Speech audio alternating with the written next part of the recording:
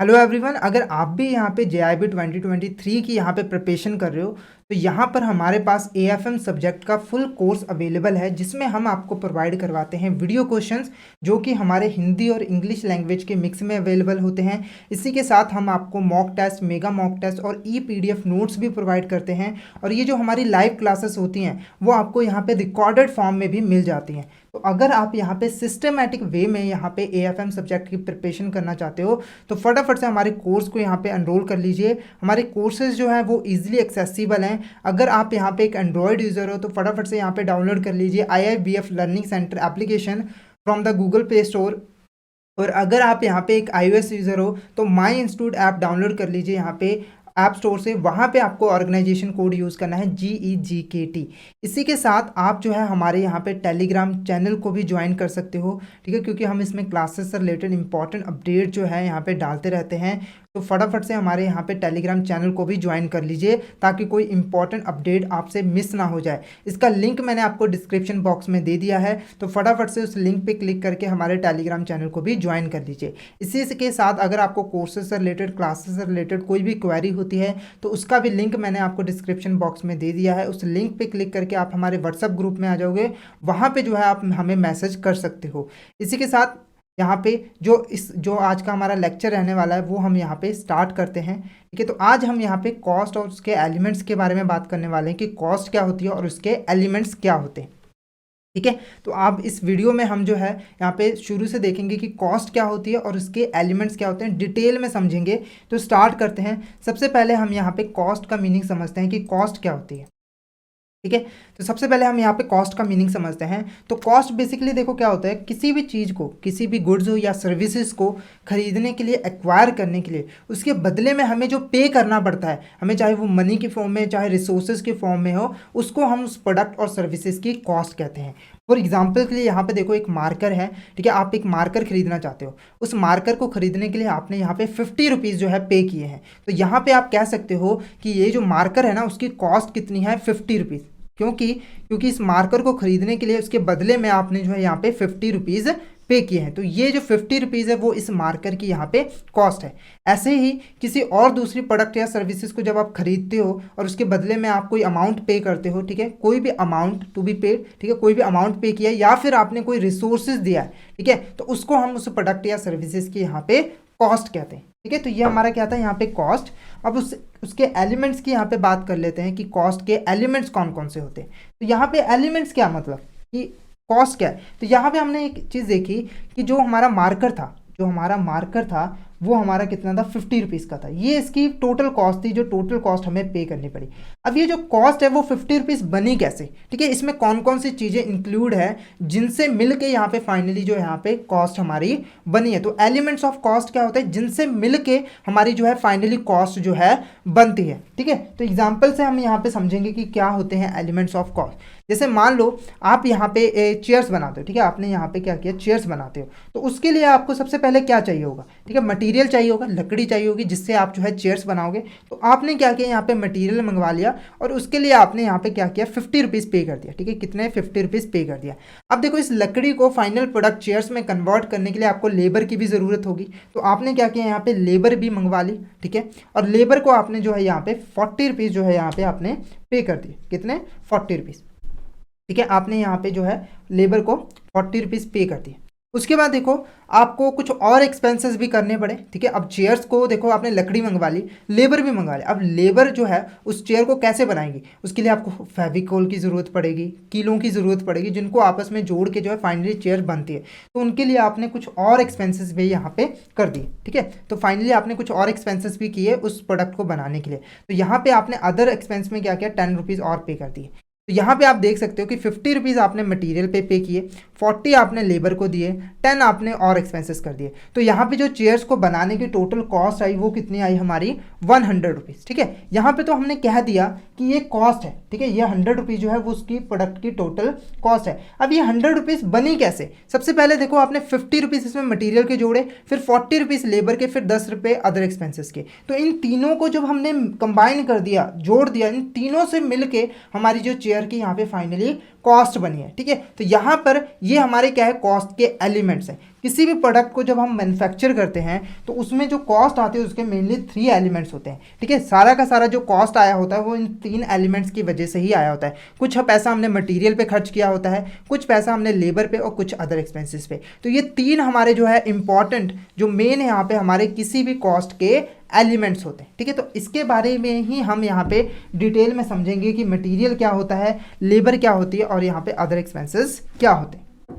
तो यहाँ पे सबसे पहले बात करते हैं मटेरियल की। तो यहाँ पे देखो मटेरियल क्या होता है, आपको पता ही है, जिसको यूज़ करके आप जो है यहाँ पे फाइनल प्रोडक्ट बनाते हैं। जैसे आपको यहाँ पे चेयर्स बनानी, ठीक है, आपको यहाँ पे चेयर्स बनानी, तो उसके लिए आपको पहले लकड़ी की ज़रूरत पड़ेगी, ठीक है, लकड़ी की ज़रूरत पड़ेगी ना, उसी को आप फाइनली बाद में जाके जो है चेयर्स बनाओगे अगर लकड़ी की चेयर है तो ये जो वुड है, जो लकड़ी है, वो क्या है, इसके लिए मटीरियल है। ये चेयर्स को बनाने के लिए यहाँ पे क्या है, मटीरियल है। और क्या देखो, और यहाँ पे अगर आप यहाँ पे मान लो यहाँ पे अलमीरा वगैरह बनाते हो, ठीक है, अलमीरा वगैरह बनाते हो, तो उसके लिए अब आपको लकड़ी की ज़रूरत पड़ेगी। तो ये लकड़ी जो है वो क्या है, उस अलमीरा के लिए बनाने के लिए एक तरह की मटेरियल होता है, ठीक है। इसी तरीके के और भी चीज़ें आप जो बनाओगे उसमें जो हम पहले प्रोडक्ट को यूज़ करते हैं वो हमारा क्या होता है, यहाँ पे मटीरियल होता है।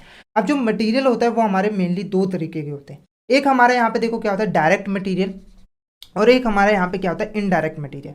तो यहाँ पे देखो जो डायरेक्ट मटेरियल होता है वो हमारा क्या होता है, कोई भी ऐसा मटेरियल जो फाइनली जो हमारा फाइनल प्रोडक्ट बनता है। तो यहाँ पे देखो सबसे पहले हम मटेरियल यूज़ करते हैं, ठीक है, मटेरियल यूज़ करने के बाद वो जो है हमारा फाइनल प्रोडक्ट बनता है, ठीक है। तो फाइनल प्रोडक्ट या फिर फिनिश्ड प्रोडक्ट, इसको हम फिनिश्ड प्रोडक्ट भी कह सकते हैं। तो यहाँ पे मटेरियल हमारा क्या था, लकड़ी थी, और फिनिश्ड प्रोडक्ट हमारा क्या था, चेयर था, ठीक है। अभी कोई भी ऐसा मटेरियल जो फ्यूचर में जाके फिनिश प्रोडक्ट का एक इंपॉर्टेंट पार्ट बन जाता है, उसका पार्ट बन जाता है, सिंपली कह दो कि उसका एक इंपॉर्टेंट पार्ट बन जाता है और हमें वो चीज़ दिखाई देती है, तो उसको हम यहाँ पे क्या कहते हैं, डायरेक्ट मटेरियल, ठीक है। फॉर एग्जांपल यहाँ पे जो हमने चेयर्स बनाए थे, हमने यहाँ पे क्या किया था, चेयर्स जो बनाई थी, ठीक है, उसमें जो लकड़ी यूज़ की थी, तो हमने देखा कि वो लकड़ी उस चेयर का एक इंपॉर्टेंट पार्ट बन जाता है, ठीक है। वो हमें दिख रहा है कि वो जो है ये लकड़ी है, वो जो ये चेयर है वो किसकी चेयर है, लकड़ी की चेयर है। तो वो हमारी क्या है, यहाँ पे डायरेक्ट मटेरियल है, ठीक है। और इनडायरेक्ट मटेरियल देखो क्या होता है, कोई भी ऐसा मटेरियल जो फ्यूचर में जाके फिनिश प्रोडक्ट या फिर फाइनल प्रोडक्ट का हमारा पार्ट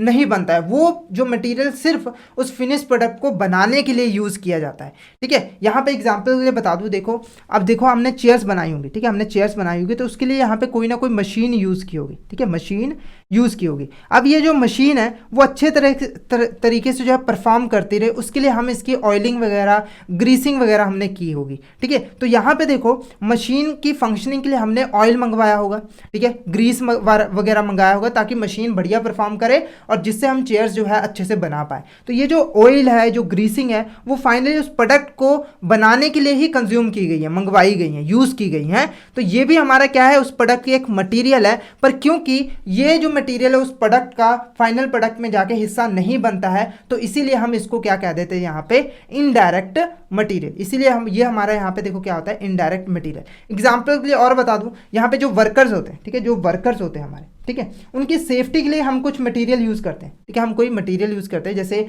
डिस्पोजेबल ग्लव्स हो गए, ठीक है, जिनको हम एक बार यूज़ करके फिर उसको डिस्पोज कर देते हैं। तो वो भी मटेरियल उस प्रोडक्ट को बनाने के लिए ही यूज़ किया गया है, ठीक है, चाहे वो वर्कर की सेफ्टी के लिए, पर यूज़ तो उसी प्रोडक्ट को बनाने के लिए यूज़ किया गया है। पर ये क्योंकि उस प्रोडक्ट का फाइनल प्रोडक्ट का हिस्सा जाके नहीं बनता है, तो ये हमारा क्या है, एक तरह का इनडायरेक्ट मटेरियल है, ठीक है। तो यहाँ पर लास्ट में आपको यही बात कहूँगा, अगर आपको डिफ्रेंशिएट करना हो डायरेक्ट मटेरियल और इनडायरेक्ट मटेरियल में, तो आपको ये देखना है कि कौन सा मटेरियल हमारा प्रोडक्ट का पार्ट है। जो भी पार्ट है उसको डायरेक्ट मटेरियल कहो, और जो ऐसा मटेरियल है जो पार्ट नहीं बनेगा वो हमारा यहाँ पे इनडायरेक्ट मटेरियल होगा, ठीक है। अब इसके बाद बात करते हैं लेबर की। ये हमारा दूसरा इंपॉर्टेंट एलिमेंट है, हमारा लेबर का एलिमेंट, ठीक है। तो लेबर कौन होती है यहाँ पे, मैन पावर, जो यहाँ पे जो मटेरियल को जो है फाइनल प्रोडक्ट में जो है कन्वर्ट करती है, ठीक है। हमें उस फाइनल सिर्फ मटेरियल मंगवा के काम थोड़ी होता है, उसको फाइनल प्रोडक्ट में कन्वर्ट करने के लिए हमें मैन पावर की ज़रूरत पड़ती है, ठीक है, लोगों की ज़रूरत पड़ती है जो उस पर काम करके उसको फिनिश गुड में यहाँ पे कन्वर्ट करे, ठीक है। तो वो हमारी यहाँ पे क्या होती है, लेबर होती है, जो प्रोडक्शन करने में हेल्प करती है, जो प्रोडक्शन करती है। ठीक है। अब जो लेबर है वो भी दो तरीके की होती है, ठीक है। एक हमारी यहाँ पे क्या होती है डायरेक्ट लेबर, और एक हमारी यहाँ पे क्या होती है इनडायरेक्ट लेबर। डायरेक्ट लेबर देखो कौन सी होती है, ऐसी लेबर जो डायरेक्टली यहाँ पे प्रोडक्शन कर रही होती है, जो प्रोडक्शन प्रोसेस में इंगेज होती है, जो प्रोडक्शन एक्चुअली में कर रही होती है, ठीक है। तो यहाँ पे देखो जो वर्कर्स हैं, ठीक है, जो वर्कर्स हैं जो फैक्ट्री में काम कर रहे हैं, जो एक्चुअली में जो है प्रोडक्शन कर रहे हैं, जो मशीनें जो प्रोडक्शन करती है उस पर मशीन पे वो वर्कर्स काम कर रहे हैं, मशीनों को चला कौन रहे हैं, वो वर्कर्स चला रहे हैं। तो यहाँ पे एक्चुअली में जो गुड्स को प्रोड्यूस कर रहे हैं वो वर्कर हैं जो यहाँ पे फैक्ट्री में काम कर रहे हैं होते हैं। तो यहाँ पे जो वर्कर्स है ना उसको हम यहाँ पे क्या कहेंगे डायरेक्ट मटेरियल, क्योंकि ये डायरेक्टली गुड्स को जो है यहाँ सॉरी डायरेक्ट लेबर, क्योंकि ये डायरेक्टली गुड्स को जो है प्रोड्यूस कर रहे हैं, ठीक है। तो ये हमारे क्या होता है डायरेक्ट लेबर। उसके बाद इनडायरेक्ट लेबर कौन से होते हैं, ऐसे लेबर जो यहाँ पे जो डायरेक्टली जो है गुड्स को प्रोड्यूस नहीं कर रहे होते हैं, ठीक है। वो सिर्फ यहाँ पे प्रोडक्शन प्रोसेस में एक कंट्रीब्यूट कर रहे हैं, पर इनडायरेक्ट वे से। वो डायरेक्टली हमें नहीं लगता कि वो प्रोडक्शन कर रहे हैं कि नहीं कर रहे हैं,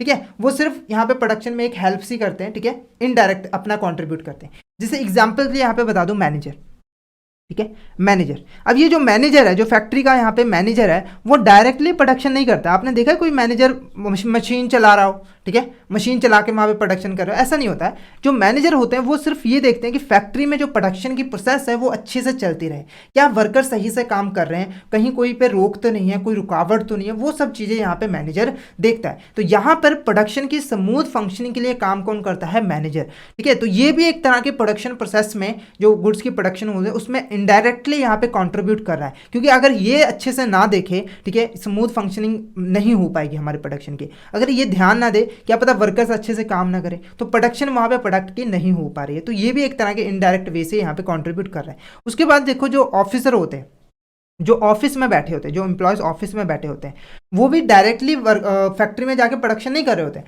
पर वो क्या करते हैं, वो पॉलिसीज़ बनाते हैं कि कौन सा प्रोडक्शन यहाँ पे, कौन सा प्रोडक्ट की प्रोडक्शन की जाएगी, कौन से प्रोडक्ट को यहाँ पे प्रोडक्शन नहीं करनी है, ठीक है, कितनी क्वांटिटी में करनी है, ये सब डिसाइड कौन करते हैं, हमारे ऑफिस वाले। क्योंकि जितना ऑर्डर आएगा उतना ही यहाँ पे प्रोडक्शन किया जाएगा ना, तो यह सब ऑर्डर हमारा ऑफिस से जाता है, ठीक है। तो यहाँ पे जो ऑफिसर्स होते हैं, जो यहाँ पे सैलरी पे की जाती है, वो भी हमारे लेबर कॉस्ट के इंक्लूड होते हैं। बस ये जो ऑफिसर है वो इनडायरेक्टली जो है हमारे प्रोडक्शन प्रोसेस में कंट्रीब्यूट करते हैं, तो इसीलिए हम इसको इनडायरेक्ट लेबर यहाँ पर कहते हैं, ठीक है। आई होप आपको यहाँ पे क्लियर हो गया होगा लेबर का। उसके बाद तीसरा एलिमेंट हमारा यहाँ पे क्या आता है, एक्सपेंस, ठीक है। तो यहाँ पे मैंने आपको बताया था कि इसके अलावा जो हमारे मटेरियल और लेबर के अलावा हमें कुछ और एक्सपेंसेस भी यहाँ पे करने पड़ते हैं, ठीक है। तो वो भी हमारे यहाँ पे दो तरीके के होते हैं। एक हमारा क्या होता है डायरेक्ट एक्सपेंस, और एक हमारे यहाँ पे क्या होता है इनडायरेक्ट एक्सपेंस। तो यहाँ पे देखो डायरेक्ट एक्सपेंस क्या होता है, कोई भी ऐसा एक्सपेंस जो डायरेक्टली उस प्रोडक्ट को बनाने के लिए किया गया हो, ठीक है, जिसको हम ये देख के कह दें कि ये जो सारा का सारा एक्सपेंस है ना वो इस प्रोडक्ट को बनाने के लिए ही किया गया है, ठीक है। तो यहाँ पे देखो एग्जांपल की ये जो मार्कर है, मार्कर के ऊपर जो ये प्रिंटिंग की गई है, जो भी लिखा गया हुआ है, ये तो ना तो मटेरियल है ना हमारी लेबर है, ठीक है। तो ये क्या है, एक तरह का एक्सपेंस है, क्योंकि ये जो प्रिंटिंग है उसको करवाने के लिए आपने खर्चा दिया होगा, किसी को पे किया होगा। तो ये भी हमारा क्या है एक्सपेंस है इस मार्कर को बनाने के लिए। और हम ये कह सकते हैं कि जो प्रिंटिंग मार्कर पे की गई है वो जो है इस प्रोडक्ट को बनाने के लिए ही खर्चा दिया गया है। तो ये हमारा क्या एक तरह का डायरेक्ट एक्सपेंस हो गया, ठीक है। और एग्जांपल बता दूं, एक हमारा कैरिज इनवर्ड होता है, ठीक है, कैरिज इनवर्ड। कैरिज इनवर्ड देखो क्या होता है, जब भी हम कोई मटेरियल बाय करते हैं, ठीक है, मटेरियल को बाय करते हैं, तो उस शॉप से अपने प्लांट में ले आने के लिए हम जो है कुछ कॉस्ट पे करते हैं, कुछ यहाँ पे ट्रांसपोर्टेशन फीस पे करते हैं, उसको हम कैरिज इनवर्ड कहते हैं। तो ये जो कैरिज इनवर्ड है इसको भी हम कह सकते हैं ना कि ये जो कॉस्ट है जो हमने पे की है वो डायरेक्टली इस प्रोडक्ट के लिए की है, इस प्रोडक्ट के मटेरियल को मंगवाने के लिए की है। तो ये कॉस्ट डायरेक्टली रिलेटेड है किसके साथ, प्रोडक्ट के साथ। तो ये हमारा क्या है यहाँ पे डायरेक्ट एक्सपेंस।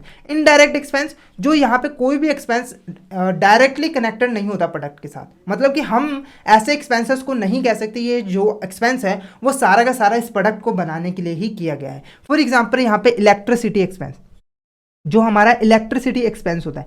इलेक्ट्रिसिटी एक्सपेंस क्या, जो हमारा प्लांट में जो भी बिजली चाहिए होती है उसके लिए हम यहाँ पे कोई इलेक्ट्रिसिटी जो है पे करते हैं, इलेक्ट्रिसिटी जो है बिल वगैरह पे करते हैं। अब यहाँ पे देखो जो इलेक्ट्रिसिटी बिल है वो पूरे प्लांट का है, ठीक है, क्या है, पूरे प्लांट का है। अब प्लांट में ऐसा थोड़ी है कि सिर्फ मार्कर्स ही बन रहे हैं, कि और भी बहुत सारी चीज़ें चल रही हैं। तो इलेक्ट्रिसिटी एक्सपेंस जो है वो सारे के सारे जो प्लांट में काम हो रहा है उसके लिए जो है किया गया है। तो उसको हम डायरेक्टली नहीं कह सकते कि वो सारा का सारा एक्सपेंस हमारा मार्कर के लिए ही किया किया गया है, पर इनडायरेक्ट वे से हमारे मार्कर में भी उसने कंट्रीब्यूट किया है, वो एक्सपेंस ने कंट्रीब्यूट किया है, तो इसीलिए हम उसको क्या कहेंगे यहाँ पे, इनडायरेक्ट एक्सपेंस। ठीक है, ऐसे ही जो हमारे यहाँ पे ऑफिस में जो बैठे होते हैं, जो भी हमारा खर्चा होता है, प्रिंटिंग एंड स्टेशनरी हो गया, ये भी हमारे इनडायरेक्ट एक्सपेंस होते हैं। ठीक है, क्योंकि जो प्रिंटिंग एंड स्टेशनरी पूरे प्लांट के लिए यूज़ किया जाता है, उसी को यूज़ करके पॉलिसीज वगैरह बनाई जाती है।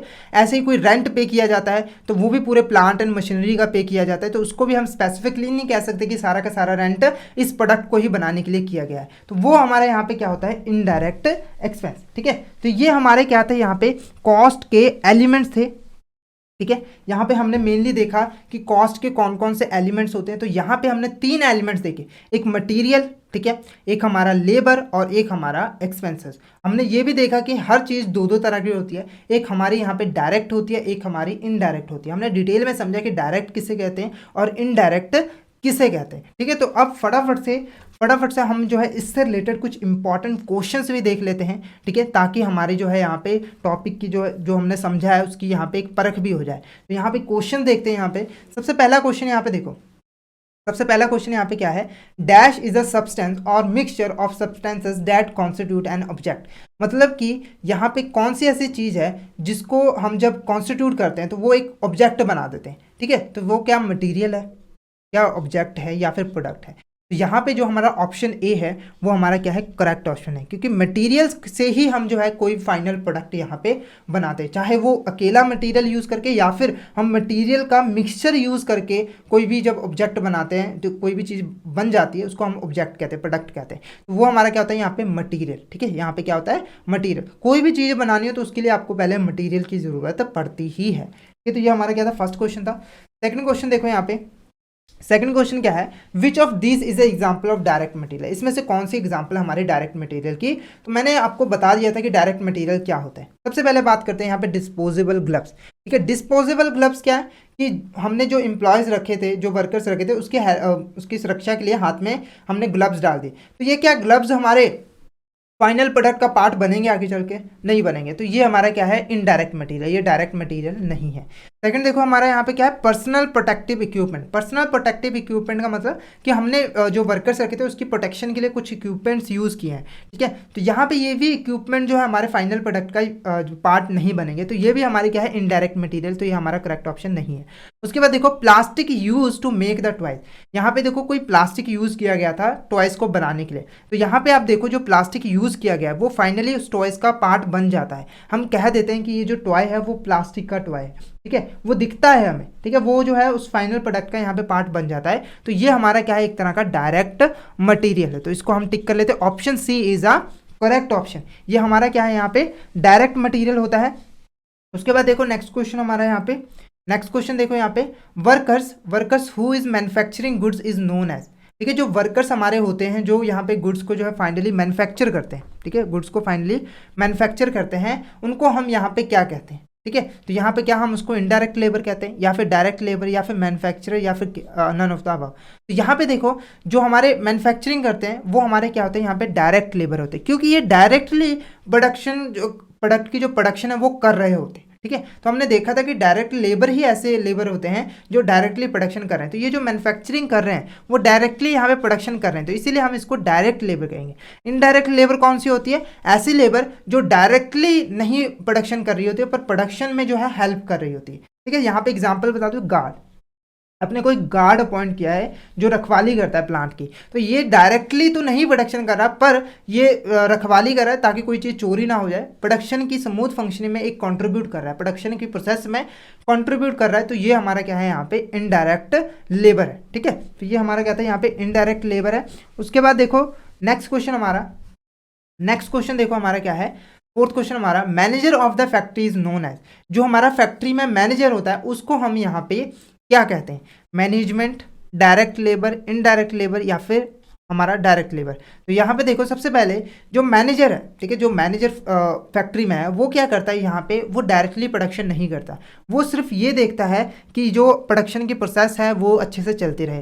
तो ऐसा पर्सन जो इनडायरेक्टली प्रोडक्शन की प्रोसेस में कंट्रीब्यूट करता है उसको हम यहाँ पे क्या कहते हैं, इनडायरेक्ट लेबर। ठीक है, उसको हम यहाँ पे क्या कहते हैं, इनडायरेक्ट लेबर। इसीलिए जो हमारा ऑप्शन सी है, ठीक है, जो हमारा ऑप्शन सी है वो हमारा यहाँ पे क्या है, करेक्ट आंसर। ठीक है, ये हमारा क्या है करेक्ट आंसर है। इसी के साथ आपको मैं यहाँ पे बता दूं कि अगर आपको जो है यहाँ पे आपको किसी भी तरह के ये जो नोट्स है, ये जो हमारा लेक्चर है उसके अगर PDF नोट्स आपको चाहिए तो आप जो इसका लिंक मैंने आपको डिस्क्रिप्शन बॉक्स में दे दिया है, उस पर क्लिक करके PDF नोट्स पे क्लिक करके आप फ्री ऑफ कॉस्ट ये जो लेक्चर के PDF नोट्स है वो ले सकते हो। तो फटाफट से उस लिंक पे ज़रूर क्लिक करें और जो है यहाँ पे उससे PDF नोट जो है आप ले सकते हैं। ठीक है, तो इसी के साथ अगर आपको क्लासेस से रिलेटेड कोई भी क्वेरी होती है तो आप जो है मैंने व्हाट्सअप ग्रुप का यहाँ पे लिंक डिस्क्रिप्शन बॉक्स में दे दिया है, आप उस पर क्लिक करके जो है अपनी क्वेरी जो है यहाँ पे कर सकते हैं। इसी के साथ अगर आपको क्लासेस से रिलेटेड कोई भी यहाँ पे क्वेरी होती है तो इसका मैंने व्हाट्सअप ग्रुप का आपको लिंक शेयर कर दिया है, उस पर आप क्लिक करके अपनी जो है क्वेरी यहाँ पे पूछ सकते हो। ठीक है, तो नेक्स्ट क्वेश्चन आप देखो यहाँ पे, नेक्स्ट क्वेश्चन हमारा यहाँ पे देखो, which of these is a direct expense. इसमें से हमारा कौन सा ऐसा एक्सपेंस है जो हमारा डायरेक्ट एक्सपेंस होता है। सबसे पहले देखो यहाँ पे क्या है हमारा इलेक्ट्रिसिटी। ठीक है, क्या वो हमारा डायरेक्ट एक्सपेंस होता है। ठीक है, डायरेक्ट एक्सपेंस कौन सा एक्सपेंस होता है जो डायरेक्टली प्रोडक्ट के लिए किया जाता है, और हम कह सकते हैं कि ये जो सारा का सारा एक्सपेंस है इस प्रोडक्ट के लिए ही किया गया है। तो ये हमारा क्या है, इलेक्ट्रिसिटी हमारा इनडायरेक्ट एक्सपेंस होता है, क्योंकि ये तो पूरे प्लांट के लिए जो है हमने एक्सपेंस किया होता है। ठीक है, उसके बाद देखो second option carriage inward. Carriage inward क्या होता है, मैंने आपको बताया ही था कि रॉ मटेरियल को जब हम प्लांट से जो शॉप से प्लांट पे लेके आते हैं तो उसके लिए जो हमने खर्च किया होता है उसको हम कैरिज इनवर्ड करते हैं। तो ये हमारा क्या होता है, एक तरह का डायरेक्ट एक्सपेंस होता है, क्योंकि हमें पता है कि इस प्रोडक्ट की बनाने के लिए जो मटेरियल मंगाया था उसके लिए ही ये स्पेशली खर्च किया गया था। तो ये हमारा क्या है, डायरेक्ट एक्सपेंस है। इसीलिए जो ऑप्शन बी है, जो हमारा ऑप्शन बी है, ये हमारा क्या है यहाँ पे करेक्ट ऑप्शन है। इसी के साथ जो रेंट है वो भी हमारा क्या है, एक तरह का इनडायरेक्ट एक्सपेंस होता है। ठीक है, इनडायरेक्ट एक्सपेंस होता है। इसी के साथ मैं बता दूं, अगर आप यहाँ पे पूरे सिस्टमेटिक वे में जो प्रिपरेशन करना चाहते हो AFM सब्जेक्ट की, तो यहाँ पे मैं आपको बता दूं हमारे पास फुल कोर्स अवेलेबल है यहाँ पे AFM का, जिसमें हम आपको प्रोवाइड करवाते हैं वीडियो क्वेश्चंस जो कि हमारे हिंदी और इंग्लिश लैंग्वेज के मिक्स में अवेलेबल होते हैं। इसी के साथ हम आपको mock test, mega mock test और PDF नोट्स भी प्रोवाइड करते हैं, जिनकी हेल्प से आप जो है यहाँ पे इजीली रिवीजन भी कर सकते हो। इसी के साथ जो हमारे लाइव क्लासेस होती हैं वो आपको यहाँ पे रिकॉर्डेड फॉर्म में भी मिल जाती है। तो फटाफट से यहाँ पे हमारे कोर्स को यहाँ पे एनरोल कर लीजिए। हमारे जो कोर्सेस हैं वो इजीली एक्सेसिबल हैं। अगर आप एक एंड्रॉयड यूज़र हो तो फटाफट से IIBF learning centre application download कर लीजिए from the Google play store, और अगर आप एक iOS यूज़र हो तो यहाँ पे माई इंस्टीट्यूट ऐप डाउनलोड कर लीजिए ऐप स्टोर से, और वहाँ पे आपको ऑर्गेनाइजेशन कोड यूज़ करना है GEGKT।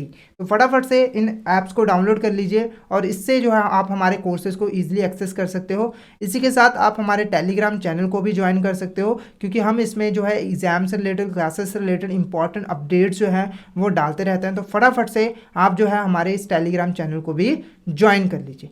इसका मैंने लिंक आपको जो है वीडियो के डिस्क्रिप्शन बॉक्स में दे दिया है, तो उस लिंक पे क्लिक करके आप जो है हमारे टेलीग्राम चैनल को ज्वाइन कर सकते हो। इसी के साथ जो हमारा आज का टॉपिक है वो यहाँ पे ख़त्म होता है।